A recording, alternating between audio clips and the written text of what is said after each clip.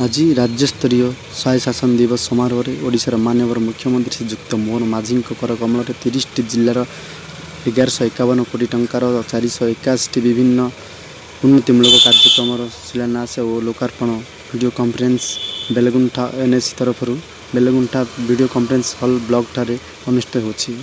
बेलगुंठा भारत स्वायत्त शासन दिवस पालन करथिबा बेले आज बहु जन गहली देखा मिली। मिस्टर गुंडीचा लाइव आंचलिक खबर सर्वदा आगे आंचलिक सब्सक्राइब करना निश्चय सब्सक्राइब करूँ। दिन नुआ नुआ वीडियो देखा पाइपर।